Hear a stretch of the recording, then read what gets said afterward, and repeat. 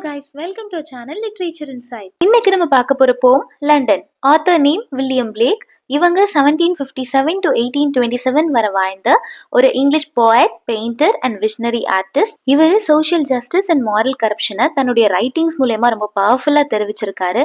இவரோட famous work என்னன்னா song of innocence and experience, tiger in London. இந்த poem London song of experience அப்படிங்கிற ஒரு கலெக்ஷன் ஆஃப் போம்ல இருந்து எடுக்கப்பட்ட ஒரு பார்ட் 1794ல பப்ளிஷ் பண்ணப்பட்டிருக்கு. இந்த போம்ல டோட்டலா 4 ஸ்டான்சாஸ் இருக்கு. ஒவ்வொரு ஸ்டான்சாலையும் 4 லைன்ஸ் இருக்கு.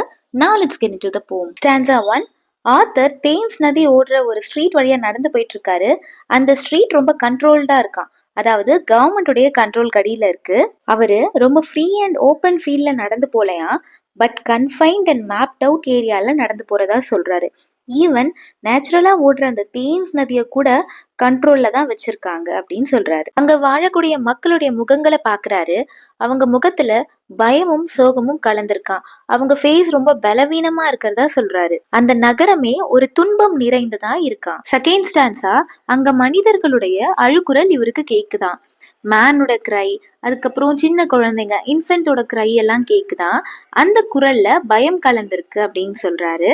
மைண்ட் ஃபோர்ட் மேனக்கிள்ஸ், அதாவது கைக்கு தான் ஹேண்ட்கஃப் போடுவாங்க, விலங்கு இல்லையா, பட் அங்க இருக்க மக்களுடைய மனசுல விலங்கு போட்டிருக்குன்னு சொல்றாரு. அதாவது பயம், சட்டங்கள், வறுமை, மத நம்பிக்கை, இதன் காரணமாக மனதளவுல அங்க இருக்க மக்கள் அடிமைகளாக தான் இருக்காங்கன்னு சொல்றாரு. அந்த சங்கிலி, அதாவது அவங்க மனதுக்கு போட்டப்பட்ட சங்கிலி கண்ணுக்கு தெரியாத சங்கிலிகளா இருக்கு, பட் அதுதான் மக்களுடைய வாழ்க்கையை கட்டுப்படுத்துதான். ஸ்டான்சா 3, இதுல சிம்னி சீப்பர்ஸை பத்தி பேசுறாங்க. அதாவது புகைப்போக்கிய கிளீன் பண்றதுக்கு சின்ன பிள்ளைகளை தான் அங்க யூஸ் பண்றாங்களாம். அவங்க mostly poorest people of the சொசைட்டியா இருக்காங்க. இவங்க தன்னுடைய தேவைகளுக்காக இந்த வேலையை செய்யறதுக்கு ஃபோர்ஸ் பண்ணப்படுறாங்களாம். இந்த இடத்துல author child labour and exploitation பத்தி பேசுறாரு. சிம்னி சீப்பர்ஸா யூஸ் பண்ற குழந்தைகள் மோஸ்ட்லி ஆர்ஃபன்ஸா தான் இருக்காங்க. அவங்களுக்கு சர்ச் தான் ரெஸ்பான்சிபிள். பட் இந்த சர்ச் இதை எதுவுமே தட்டி கேட்கறது கிடையாது. அங்க உள்ள அத்தாரிட்டிஸ் மோஸ்ட்லி கரப்டடா இருக்கிறதால அவங்களுக்கு இது ஒரு ஷேம் அப்படின்னு சொல்றாரு. சர்ச்சையும் பிளாக்கனிங் சர்ச் அப்படின்னு சொல்றாரு. அங்க இருக்க சோல்ஜர்ஸுடைய நிலைமையும் ரொம்ப மோசமா தான் இருக்கான். அவங்க இந்த கரப்டட் கவர்மெண்ட்டுடைய புவர் விக்டிம்ஸ்னு சொல்றாரு. அவங்களுடைய ரத்தம் இந்த பேலஸுடைய சுவர்கள்ல ஓடுதான். அங்க வாழ்ற ராயல் பீப்புள் அவங்க கம்ஃபர்ட் ஜோன்ல இருக்கணும் அப்படிங்கிறதுக்காக இந்த இன்னசென்ட் சோல்ஜர்ஸ் உடைய லைஃபை கொள்றாங்க அப்படின்னு சொல்றாரு. ஸ்டான்சா 4, இந்த ஸ்டான்சால இந்த கரப்டட் சொசைட்டில இருக்கவங்க எப்படி இன்னசென்ட் பீப்புள அட்டாக் பண்றாங்க அப்படின்றத சிம்பாலிக்கா சொல்லியிருக்காரு. மிட் நைட்ல யங் கேர்ள்ஸ் ப்ராஸ்டியூஷன்ல ஈடுபடுறாங்க. அவங்க நியூ பார்ன் பேபிஸ கர்ஸ் பண்றாங்களாம். அந்த குழந்தைங்க அழும்போது கர்ஸ் பண்றாங்களாம். யாரா இருந்தாலும் குழந்தை அழும்போது அதை கம்ஃபர்ட் தான் பண்ணுவாங்க இல்லையா, பட் இவங்க அந்த குழந்தைகள கர்ஸ் பண்றாங்களாம். இதன் மூலமா சொசைட்டியுடைய கடினமான இருதயத்தை பத்தி சொல்றாரு.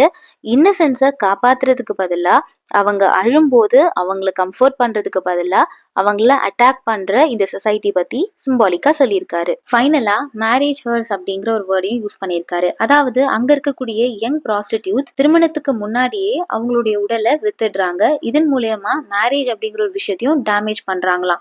ஸோ மேரேஜை டெத் கூட கம்பேர் பண்ணி இந்த போமை முடிச்சிருக்காரு ஆத்தர். இந்த போமுடைய themes mind forged manacles, social injustice, criticism of church and state, child labour and moral corruption. இந்த வீடியோ உங்களுக்கு யூஸ்ஃபுல்லா இருந்ததுன்னா லைக் பண்ணிட்டு சப்ஸ்கிரைப் பண்ணிக்கோங்க. உங்க ஃப்ரெண்ட்ஸ்க்கும் சஜஸ்ட் பண்ணுங்க. தேங்க்யூ ஃபார் வாட்சிங்.